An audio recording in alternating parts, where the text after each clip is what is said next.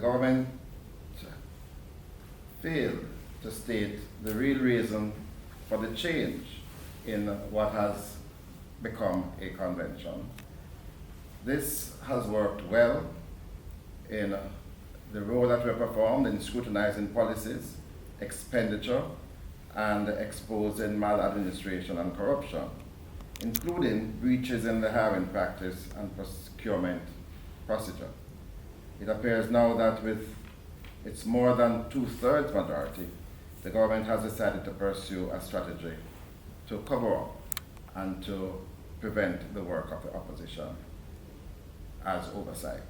I think it's very important to recognize that the circumstances we are in now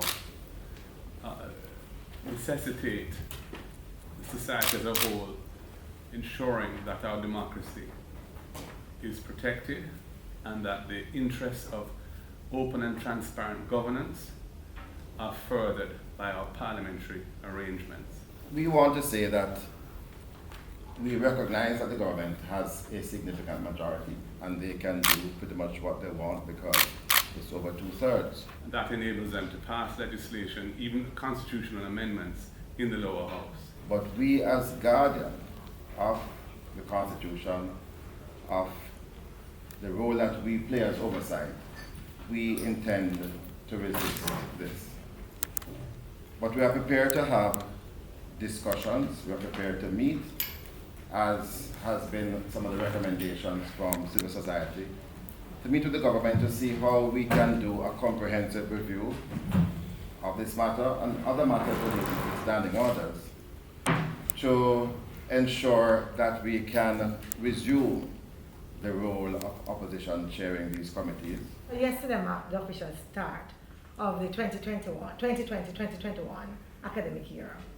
And the usual hitches and teething pains at the beginning of the year were quite frankly exacerbated by the changes demanded by the pandemic and the fact that we were not ready for them, as well as what I would call ignoring the systemic inequities that we have in our education system.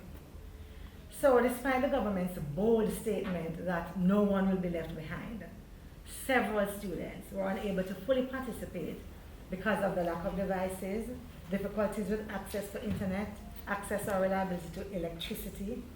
And the stories abound of classes abandoned because data done, or shared devices that just made it too difficult for persons.